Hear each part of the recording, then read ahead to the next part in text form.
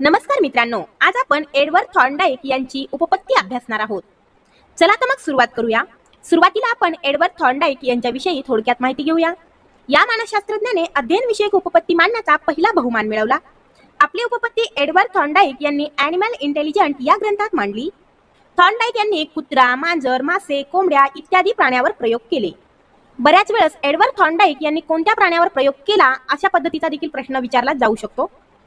मानव प्राणी आणि मानवेतर प्राणी यांच्या अध्ययनात साम्य आहे.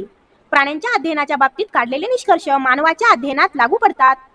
मानवाच्या अध्ययनाला लागू पडतात अशी त्यांची धारणा होती. थॉर्नडाईक यांनी उद्दीपक व प्रतिसाद यावर भर दिल्यामुळे त्यांच्या अध्ययनविषयक उपपत्तीला सहसंबंध उपपत्ती असे संबोधले जाते. अध्ययन कसे होते हे थोडक्यात सांगताना थॉर्नडाईक म्हणतात, प्राणी चुकत चुकत शिकत असतो, सतत धडपड करीत असतो. सतत धडपडत राहिलं की यश मिळतंच. सतत मार्ग शोधत राहिलं की एक दिवस मार्ग सापडतोच. यश मिळतेच.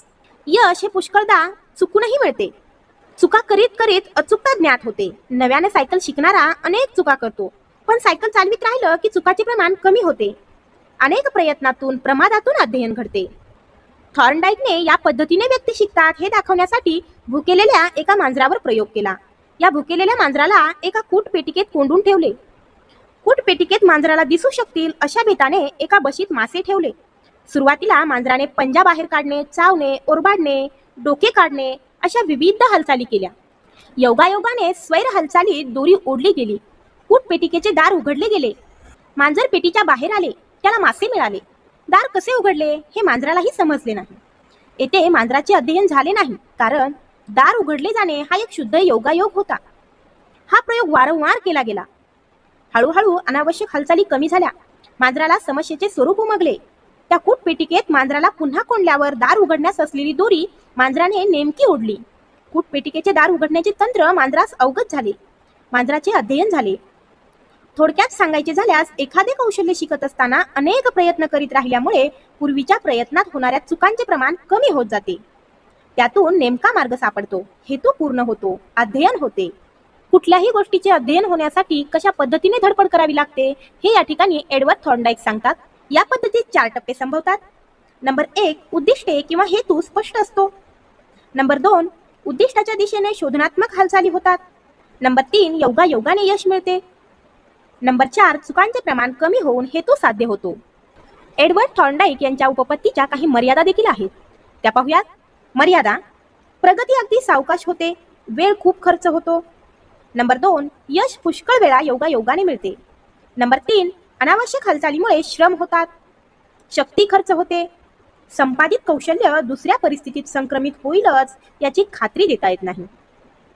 तर मित्रांनो, एडवर्ड थॉर्नडाईक यांची ही उपपत्ती या ठिकाणी संपते. याविषयी काही प्रश्न असतील तर नक्की कमेंट करा. त्याचबरोबर तुम्हाला हा व्हिडिओ कसा वाटला याविषयी देखील नक्की कमेंट करा. तुमचा अभिप्राय आम्हाला प्रेरणा देतो. आज आपण पुन्हा एकदा मानसशास्त्र या विषयातील उपपत्ती भाग 2 घेऊन आलेलो आहोत, खास तुमच्यासाठी. तर आपण पहिल्या भागामध्ये एडवर्ड थॉर्नडाईक यांची उपपत्ती अभ्यासलेली आहे. तर आज आपण प्यावलाव यांची अभिजात अभिसंधान उपपत्ती अभ्यासणार आहोत. विद्यार्थी मित्रांनो, व्हिडिओ आवडल्यास लाईक आणि शेअर करायला विसरू नका. चला तर मग सुरुवात करूया. प्यावलाव यांची अभिजात अभिसंधान उपपत्ती. प्यावलाव हा रशियन शरीरविज्ञान शास्त्रज्ञ आहे. अभिसंधान याचा अर्थ एखाद्या प्रक्रियेत नैसर्गिक चेतकाबरोबर कृत्रिम चेतक वापरून कृत्रिम चेतकाद्वारे तीच नैसर्गिक प्रतिक्रिया घडवून आणणे. अभिसंधान म्हणजे काय ते समजून घेऊया. रस्त्यातील चौकात उभा राहणारा पोलीस रहदारीचे नियंत्रण करीत असतो. तेथे पोलीस हा नैसर्गिक चेतक असून वाहने थांबवणे ही प्रतिक्रिया आहे. आता पोलीस हा नैसर्गिक चेतकाबरोबर तांबडा दिवा हा कृत्रिम चेतक जोडला. पोलिसांनी हात दाखवला आणि तांबडा दिवा लागला की रहदारी थांबली. येथे नैसर्गिक चेतकाबरोबर कृत्रिम चेतक जोडला गेलेला आहे. काही काळ नैसर्गिक चेतक आणि कृत्रिम चेतक सोबत राहिले. त्यानंतर नैसर्गिक चेतक काढून टाकण्यात आला. फक्त कृत्रिम चेतकच काम करू लागला. कृत्रिम चेतकाच्या मदतीने रहदारी थांबण्याची प्रक्रिया घडू लागली. हे झाले अभिसंधान. आता सध्या तरी रहदारीच्या नियमासाठी फक्त लाल दिवा आणि हिरवा दिवा हेच कार्यरत आहेत. तरी सुद्धा प्रतिक्रिया ह्या घडत असतात. म्हणजे अगोदर नैसर्गिक चेतकाद्वारे नैसर्गिक प्रतिक्रिया घडत होत्या, परंतु आता कृत्रिम चेतकाद्वारे नैसर्गिक प्रतिक्रिया घडत आहेत. तर प्यावलाव या शरीर विज्ञान शास्त्रज्ञाने कुत्र्यावर प्रयोग केला. कुत्र्यासमोर अन्नाची थाळी आणली की कुत्र्याच्या तोंडाला पाणी सुटत असे. अन्न पाहिले की लाळ सुटणे ही नैसर्गिक प्रतिक्रिया आहे. अन्नाची थाळी आणि घंटेचा आवाज या गोष्टींची अनेक वेळा पुनरावृत्ती करण्यात आली. कुत्र्याच्या तोंडातून स्रवणाऱ्या लाळेचे मोजमाप करण्यात आले. त्यावेळी असे निष्पन्न झाले की ज्या वेळेस प्रत्यक्ष अन्न पाहिल्यावर जितकी लाळ येते तितकीच लाळ फक्त घंटा वाजवल्यावर देखील येते हे या प्रयोगातून त्यांना सिद्ध केलं. काही दिवसानंतर नुसता घंटेचा आवाज कानावर पडला की कुत्र्याच्या तोंडातून लाळ सुटत असे. ही लाळ मोजपात्रात मोजली तेव्हा ती प्रत्यक्ष अन्न दाखवल्यानंतर सुटणाऱ्या लाळ एवढीच आढळली. ही झाली अभिसंधान प्रतिक्रिया. पॅव्लॉव यांची अभिजात अभिसंधान उपपत्ती थोडक्यात समजावून घेऊया. अभिजात अभिसंधान प्रक्रियेमध्ये सुरुवातीला नैसर्गिक चेतक असतो. नैसर्गिक चेतकातून निष्पन्न होते ते नैसर्गिक प्रतिक्रिया. मग नैसर्गिक चेतकासोबत कृत्रिम चेतक ऍड केला जातो. मग यामधून देखील नैसर्गिक प्रतिसाद बाहेर येतो. मग नैसर्गिक चेतक जो आहे तो बाजूला काढला जातो आणि कृत्रिम चेतकाद्वारे नैसर्गिक प्रतिसाद मिळवला जातो. तर अशा पद्धतीने पॅव्लॉव यांनी अभिजात अभिसंधान उपपत्ती मांडलेली आहे. पुढे आहे B.F. स्किनर यांची साधक अभिसंधान उपपत्ती.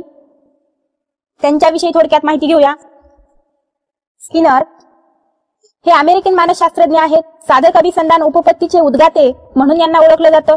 यांनी कबूतर व उंदीर यांच्यावर प्रयोग करून ही उपपत्ती सिद्ध केलेली आहे. प्रयोगासाठी त्यांना एक पेटी तयार केली. त्या पेटीला स्किनर बॉक्स या नावाने ओळखले जाते. या अगोदर आपण साधक अभिसंधान म्हणजे नेमकं काय ते अभ्यासू.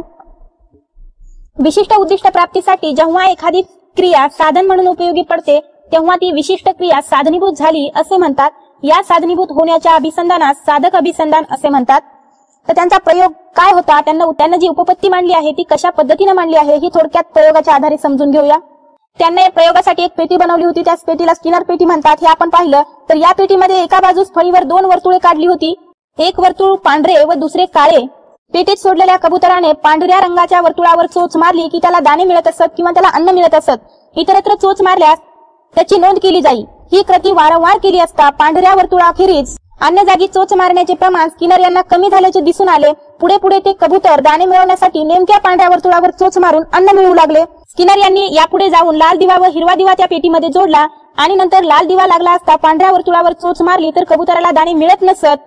प्रयोगातही दाणे मिळवण्यासाठी केव्हा काय केले पाहिजे हे कबुतराने आत्मसात केले हे स्किनर यांना आढळून आले. स्किनर यांनी दुसरा प्रयोग उंदरावर केला. थोडा आवाज झाल्यावर पेटीतील दांडा ओढला की त्याला अन्न मिळत असे. अन्न प्राप्तीसाठी ही गोष्ट उंदराने अवगत करून घेतली. तर कुठलीही गोष्ट किंवा कुठलीही उद्दिष्ट साध्य करण्यासाठी जी गोष्ट आपल्याला साधन म्हणून उपयोगी पडली किंवा साधनीभूत झाली त्याला साधक अभिसंधान असं म्हणतात.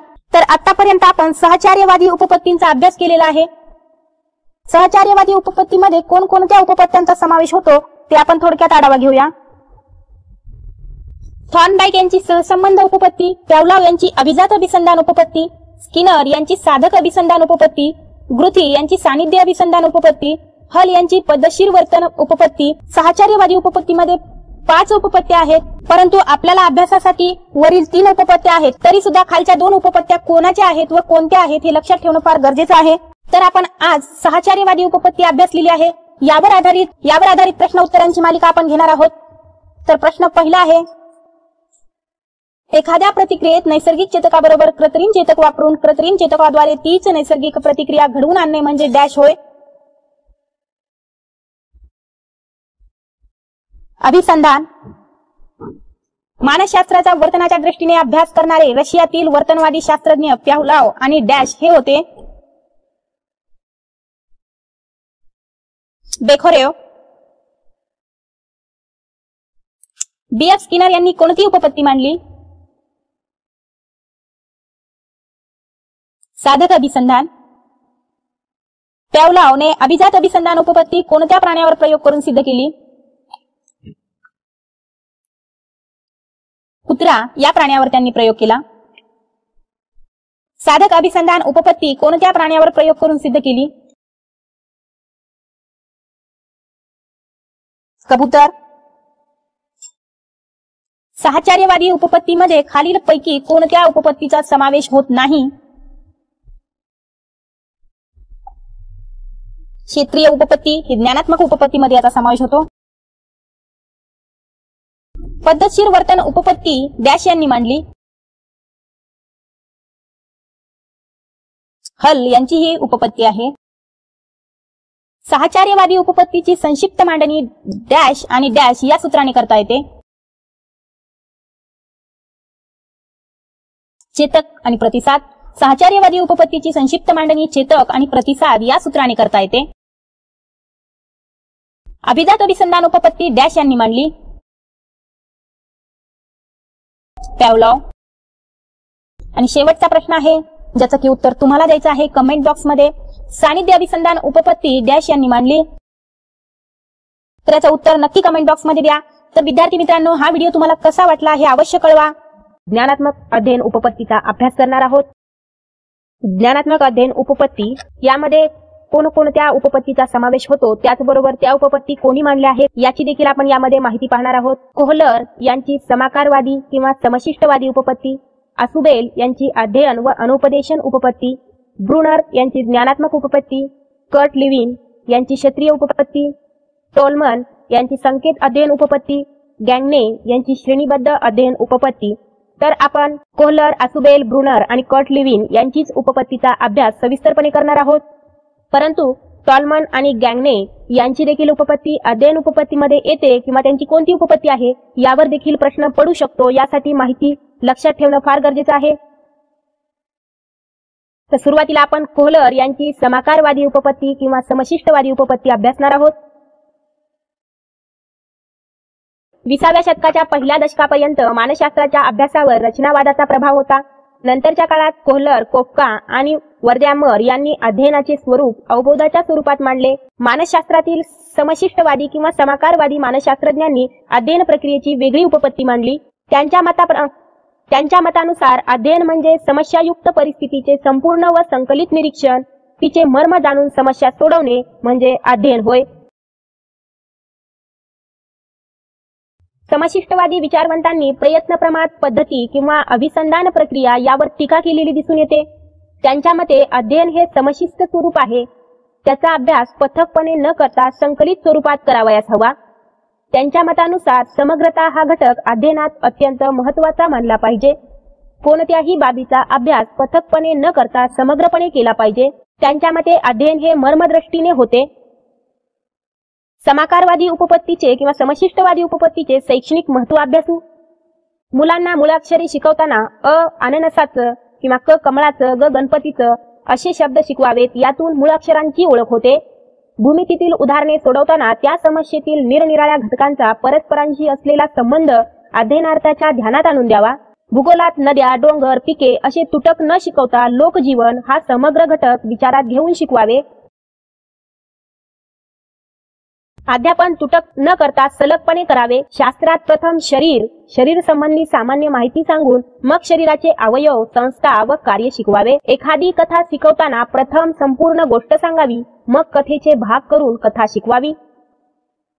तर यानंतर आपण कर्ट लिविन यांची क्षेत्रीय उपपत्ती अभ्यासणार आहोत. लेविन यांनी प्रेरणा आणि व्यक्तिमत्वाचा विचार केला. त्यांच्या मते अध्ययनात परिस्थितीच्या समाकाराला अधिक महत्त्व होते. त्यांनी अध्यापनाच्या प्रेरणेकडे विशेष लक्ष केंद्रित केले. विविध संकल्पना आणि संज्ञा यांच्या मदतीने त्यांनी आपली ज्ञानात्मक क्षेत्रीय उपपत्ती मांडली. लेविन यांच्या मते क्षेत्र म्हणजे व्यक्ती जेथे राहते तेथील परिस्थितीचे वैशिष्ट्य होत. ज्या बाबींना व्यक्ती प्रतिसाद देते त्या सर्व बाबी म्हणजेच क्षेत्र होय. या क्षेत्रात भौतिक व मानसिक दोन्ही प्रकारचे घटक समाविष्ट असतात. क्षेत्रामध्ये विविध वस्तू, व्यक्ती, विचार, कल्पना, मानसिक ताण या सगळ्या बाबींचा समावेश होतो. लेविनच्या मते व्यक्तीचे वर्तन हे वर्तमान काळावर आधारित असते. वर्तनाचा भूतकाळाशी व भविष्यकाळाशी काहीच संबंध नसतो. अध्ययन क्षमता म्हणजे जीवन क्षेत्राचे स्वरूप होय. व्यक्तीच्या वर्तनावर प्रेरणा चांगला परिणाम करते. प्रबलीकरणाला अध्ययनात महत्त्वाचे स्थान आहे. लेविन म्हणत शिक्षकांनी विद्यार्थ्यासमोर उद्दिष्टे स्पष्टपणे ठेवावीत. त्याचबरोबर विद्यार्थ्याच्या स्वकल्पनेला प्रोत्साहन द्यावे. यानंतर बांदुरा यांची सामाजिक निरीक्षणात्मक अध्ययन उपपत्ती. बांदुरा यांच्या उपपत्तीमध्ये निरीक्षण आणि अनुकरण या गोष्टींना महत्त्वाचे स्थान आहे. त्याचबरोबर प्रतिकात्मकता आणि स्वयंनियंत्रण यावर भर दिलेला दिसून येतो. सामाजिक निरीक्षणात्मक अध्ययन उपपत्तीचे काही वैशिष्ट्ये आहेत. विद्यार्थी हा नेहमी आदर्शाच्या शोधात असतो. त्याला आदर्श प्रत्यक्षपणे दिसले तर चांगलेच, नाहीतर तो चित्रपट, कथा, कादंबऱ्या, नाटकातून आदर्शाचा शोध घेण्याचा प्रयत्न करतो. अध्ययनार्थी आदर्शाचे निरीक्षण करतो, त्यांच्या संबंधी ऐकतो, पाहतो आणि त्यांना आपल्या डोक्यात साठवून ठेवतो. आदर्शाचे परिणामही मेंदूत जतन करून ठेवतो. अध्ययनार्थी आदर्शाचे निरीक्षण करतो तसे वागण्याचा प्रयत्न करतो, आपल्या वर्तन प्रबलनाची आशा करतो, म्हणजेच तो जसा वागत आहे याची लोकांनी वाहवाह करावी अशी त्याला वाटत असते. आपले वर्तन इतर लोकांना कितपत आवडते कितपत आवडत नाही याचा शोध घेतो. चांगली प्रतिक्रिया व्यक्त झाली तर वर्तन करतो, विरोध झाला तर अध्ययनार्थी त्या वर्तनाचा त्याग करतो. सामाजिक निरीक्षणात्मक अध्ययन उपपत्तीत 4 उपक्रिया समाविष्ट आहेत. नंबर 1 अवधानात्मक प्रक्रिया, नंबर 2 धारणात्मक प्रक्रिया, नंबर 3 कौशल्याचे निरीक्षण व अनुकरण, नंबर 4 आहे प्रबलीकरण. पुढे आहे शैक्षणिक महत्व. या उपपत्तीत व्यक्तिविकासासाठी निरीक्षण व अनुकरण यांचा वापर केला जातो. अध्ययनार्थ्याच्या वर्तनात सुधारणा घडून येते. चांगले साहित्य, उत्कृष्ट आदर्श तसेच चांगले चित्रपट यातून चांगली व्यक्तिमत्वे साकार होतात. सामाजिक निरीक्षणात्मक अध्ययन उपपत्ती म्हणजे ज्ञानात्मक व प्रबलीकरण सिद्धांत यावर बांधलेला पूल आहे. तर विद्यार्थी मित्रांनो, ह्या होत्या अध्ययन उपपत्ती, ज्ञानात्मक अध्ययन उपपत्तीमध्ये समाविष्ट असलेल्या. तर तुम्हाला हा व्हिडिओ कसा वाटतो हे अवश्य कळवा. व्हिडिओ आवडत असेल तर लाईक करायला विसरू नका. तुमचा अभिप्राय आमची ताकद असते. पुन्हा भेटूया नवीन व्हिडिओसह, नवीन माहितीसह. तोपर्यंत अभ्यास करत रहा. यश तुमचंच आहे.